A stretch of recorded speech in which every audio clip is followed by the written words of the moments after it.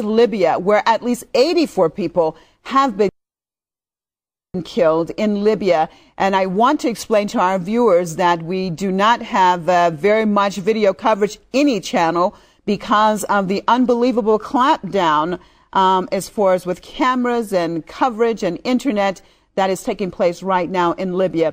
However, one of our viewers was able to actually get some video footage of demonstrations that were taking place when they opened fire on some of the demonstrators. And this viewer has sent us the footage at You Report. So let's take a look at it.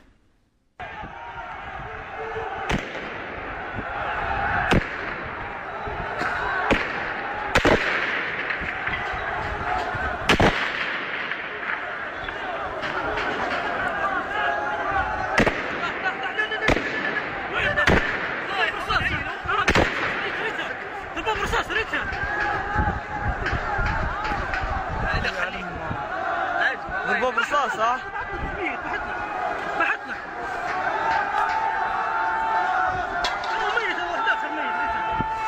صورهم اللي ميتين صورهم صور انزل اي والله مستحيل وانزل يا شويه قاعدين نلقوا هم شويه كلنا نقدر نقول اوكي يصير شيء ها كل هالشيء كذا يطفشون فوق العمارات ولا يا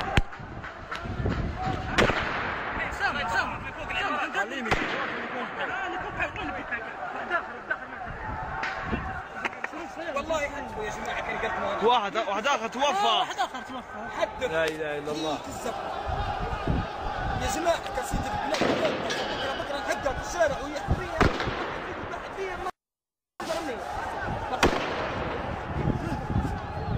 فتحوا بدري هلا في العفو يا عفو.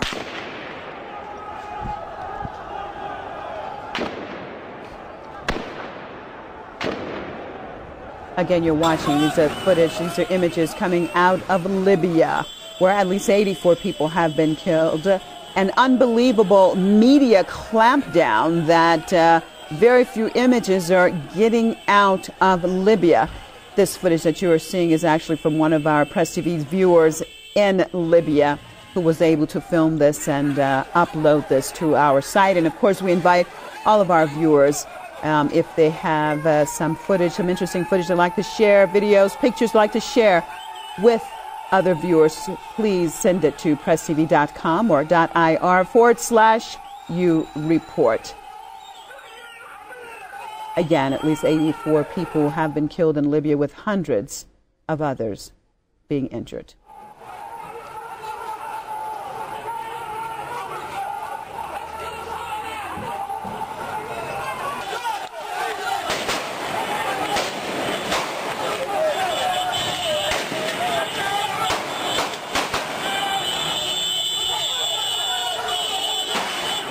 Truly chilling and frightening images coming out of Libya.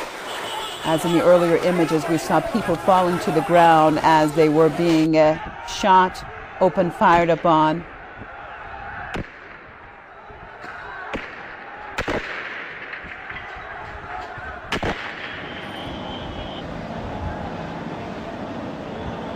And now you're looking at the latest pictures, images from Bahrain. And we know that in Bahrain today has been a little bit different than yesterday. Yesterday, where the military clamped down hard, came down hard on the peaceful protests and at least killed 7 people, wounding hundreds of others, many missing. Today, these are images from today where there was a heavy police and military presence earlier in the day. However, after some time, after the confrontations here, people are talking to them, chanting that they want their freedom, that they would not step down until the government resigns. And suddenly, then the military, the police, got into their vehicles and actually left the scene. Current situation in Bahrain, as we speak, is that there's actually no military presence being seen. And protesters have once again gone back to Pearl Square.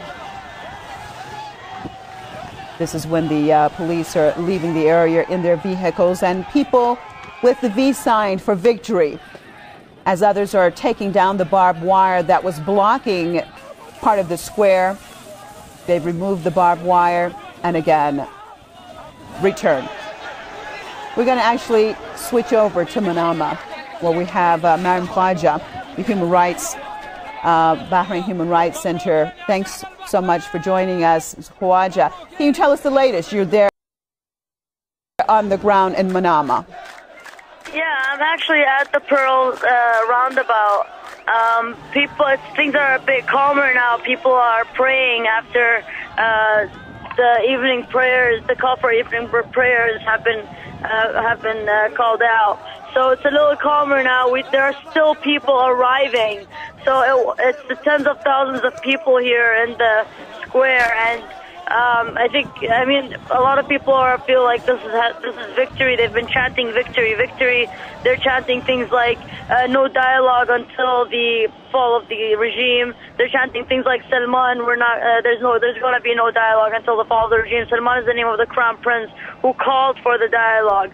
And I think people are saying, what people are trying to say, and the message they're trying to send is, you cannot kill our sons and then come and tell us that we want to have dialogue now. It's a little too late for that.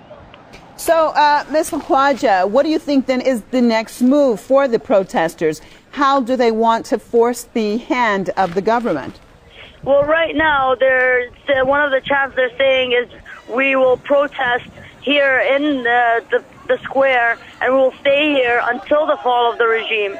Somewhat like Tahrir Square. The Pearl Square has become the Bahraini Tahrir Square.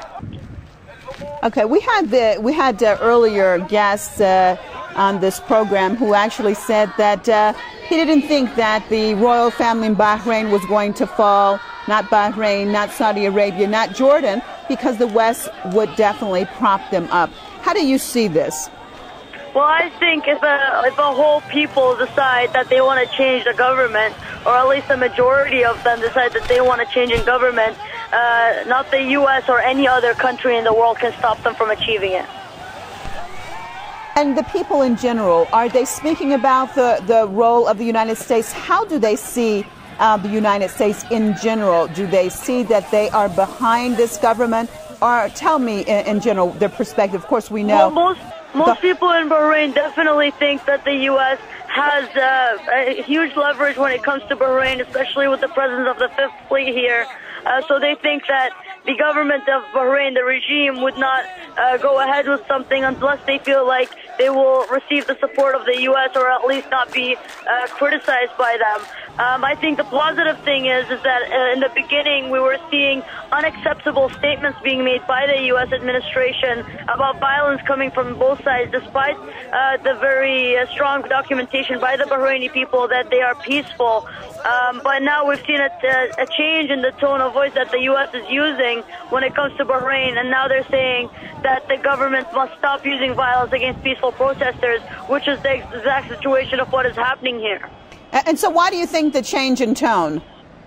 Well, I think that it's difficult now to tell people that the violence is coming from both sides when so many people are documenting it and putting it up on the internet. I mean, there have been hundreds of videos and hundreds of pictures taken and put up. People have been tweeting things straight from the place of what's going on. I'm one of them, and we keep instantly updating people on what's happening. So it's really, really difficult for anyone to come out and say that the violence has been coming from the protesters. It's been very well documented that it has not.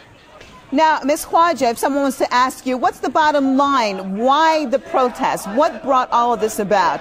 What would you say? The reform movement in Bahrain is not something new. It's been ongoing since the 1920s. People have been asking for reform and equality and human rights since the 1920s. In the 1950s, we saw a unity between leaders from the Shia sect and the Sunni sect who came together in an attempt to lead an uprising against the Al Khalifa ruling family.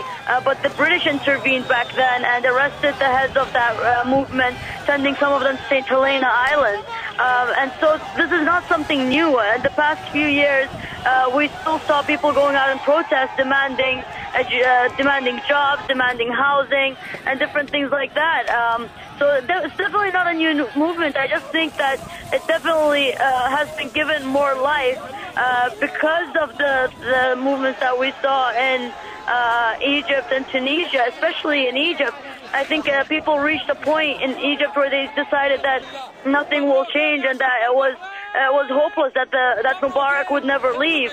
But I think the fact that the Egyptian people persevered and proved that by giving it time and being able to sacrifice and still go through with it, prove to the Bahraini people that if you just are willing to persevere, then you can always get your demands met. So I think that really affected people's spirits and how much they feel that they can actually make a difference. Okay, Mariam Al-Khawaja from the Bahrain Center for Human Rights on the ground in Manama. Thanks so much for being with us. We're going to switch over to London, where we have Press TV's correspondent.